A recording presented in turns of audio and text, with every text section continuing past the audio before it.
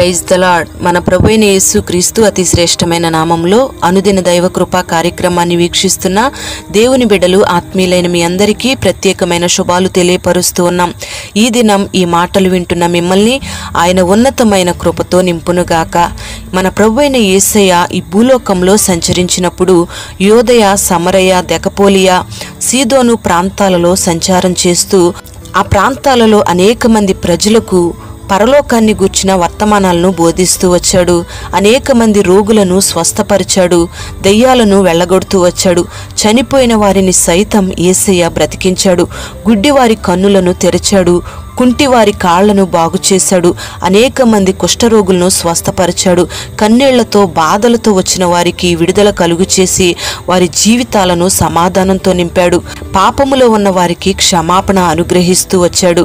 మరి ఇన్ని కార్యాలను యేసయ్య జరిగిస్తూ ఆ ప్రాంతాలలో సంచరించి బెత్సయిదా అనే ప్రాంతానికి యేసయ్య వచ్చాడు. ఆ ప్రాంతంలో ఆ గ్రామస్తులందరూ కూడా ఒక గుడ్డివాన్ని ఆయన వద్దకు తీసుకొచ్చి ఈ గుడ్డివాన్ని బాగు చేయాలి అని ఆయన్ని కోరుకున్నారు. మరి యేసయ్య ఆ గుడ్డివాని చేయి పట్టుకొని ఊరి బయటకు తీసుకుని వెళ్లి వాని కన్నులను ముట్టినప్పుడు అతనికి కొంత చూపు కలిగి మనుషులందరూ చెట్ల వలె కనబడుతూ ఉన్నారని చెప్పాడు. మరలా రెండవ మారు ప్రభువు ముట్టినప్పుడు మరీ తేటగా కనబడుచున్నదని ఆ గుడ్డివాడు చెప్పాడు. అప్పుడు యేసయ్య ఆ గుడ్డివానితో, నీవు దృష్టి పొందావు గనుక ఊరిలోకి వెళ్ళవద్దని చెప్పి వాని ఇంటికి పంపివేశాడు. ప్రియ దేవుని బిడ్లారా, యేసయ్య ఆ దినాలలో అనేక మంది రోగులను స్వస్థపరిచాడు. మరి కుష్ఠరోగులను స్వస్థపరిచినప్పుడు మీ దేహములు యాజకునికి కనపరుచుకోండి అని చెప్పాడు. ఒక రోగిని బాగు చేసినప్పుడు కృతజ్ఞత కానుక చెల్లించమని చెప్పాడు. అలాగే యేసయ్య స్వస్థపరచబడిన ఈ గుడ్డివానితో, నువ్వు ఊరిలోకి వెళ్ళొద్దు, నీ ఇంటికి వెళ్ళు అని చెప్తూ ఉన్నాడు.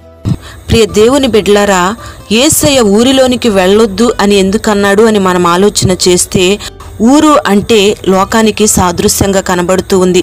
మరి ఆ ఊరిలో అల్లరితో కూడిన ఆటపాటలున్నాయి, సినిమాలున్నాయి, డ్రామాలున్నాయి, హత్యలున్నాయి, పేకాట్లున్నాయి, చెడు వ్యసనాలున్నాయి, అక్రమ సంబంధాలున్నాయి, భయంకరమైన విచ్చలవిడి కార్యక్రమాలు ఆ ఊర్లో ఉన్నాయి. అందుకే ప్రభువు గుడ్డివాణిని స్వస్థపరచమని యేసయ్య దగ్గరకు ఆ గుడ్డివాణ్ణి అనేక మంది తీసుకుని వచ్చినప్పుడు ఆ ఊరిలోంచి ఆ వ్యక్తిని బయటికి తీసుకువెళ్ళాడు. అంటే పాపపు లోకంలో జీవిస్తూ మూయబడిన నేత్రాలతో ఉన్న ఆ గుడ్డివాణిని ఊరి బయటకు తీసుకుని వెళ్లి గుడ్డివాని కన్నులను తెరిచాడు. అంటే పాపపు లోకంలోంచి దేవుడు ఆ గుడ్డివాన్ని ప్రత్యేకించి ఆశ్చర్యకరమైన వెలుగులోకి నడిపించాడు. అందుకే ఆ గుడ్డివాన్ని మరలా ఆ పాపపు జీవితంలోకి, ఆ పాపపు ఊరిలోకి వెళ్ళొద్దని దేవుడు సెలవిస్తూ ఉన్నాడు. మరి గుడ్డివానిని ఎక్కడికి వెళ్ళమన్నాడు అని మనం ఆలోచన చేస్తే ఇంటికి వెళ్ళమని దేవుడు ఆజ్ఞాపించాడు.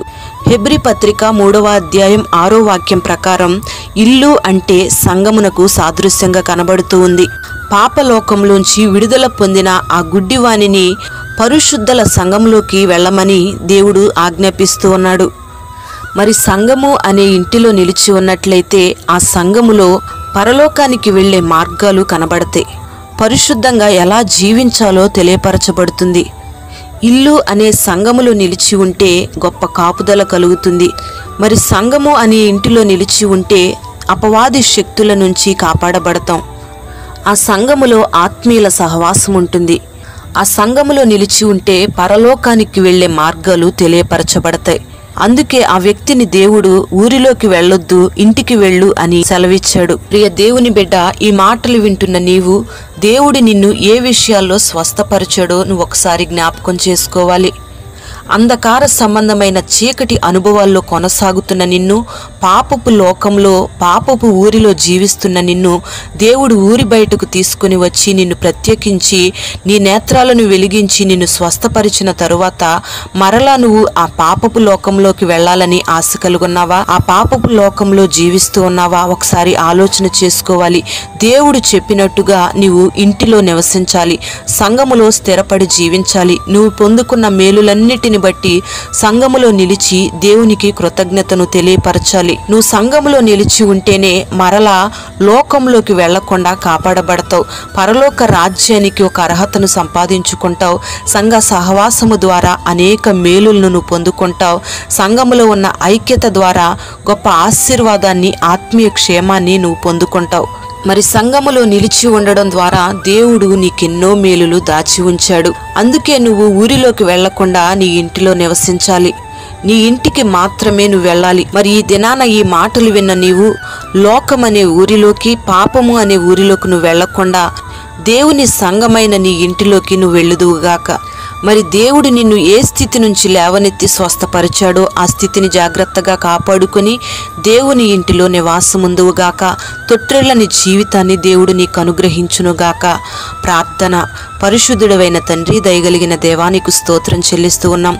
ఈ దినం ఈ మాటలు విన్న నీ బిడ్డలందరినీ కూడా పేరు పేరున మీరు ఆశీర్వదించమని ప్రార్థన చేస్తూ ఉన్నాం.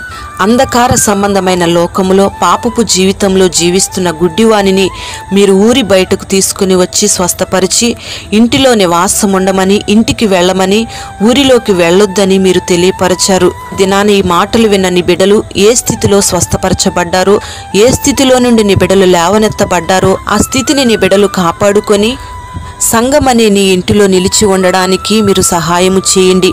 లోకమనే ఊరిలోకి, పాపపు అనుభవాల్లోకి నీ బిడ్డలు వెళ్లకుండగా మీరిచ్చిన ఆ స్వస్థత అనుభవాన్ని కాపాడుకొని అన్ని విషయాల్లో నీ బిడ్డలు స్వస్థపరచబడినట్లుగా, దీవించబడినట్లుగా మీరు కార్యాన్ని జరిగించండి. ఈ మాటలు విన్న నీ బిడ్డలందరినీ పేరు పేరున దీవించండి. ఈ దినమంతా నీ సన్నిధి కాపుదల నీ బిడ్డలకు దయచేయండి. గొప్ప క్షేమాన్ని కలుగు చేయండి. నీ బిడ్డలు ఎక్కడ అడుగు పెట్టినా దీవెన, ఆశీర్వాదం దయచేయండి. చేస్తున్న పనుల్లో కాపుదల, దేహం నిండా ఆరోగ్యాన్ని మీరు దయచేసి అంధకార సంబంధమైన దుష్టిని క్రియలన్నిటిలోంచి నీ బిడ్డలను మీరు తప్పించి గొప్ప కాపుదల కలుగు చేసి సంఘ ప్రాకారంలో ఉన్న నెమ్మదిని నీ బిడ్డలకు దయచేసి సంఘములో స్థిరపరిచి బలమైన కార్యాలు నీ బిడ్డల జీవితాల్లో మీరు జరిగించమని యేసు పేరట వేడుచూ ఉన్నాము తండ్రి. ఆమేన్.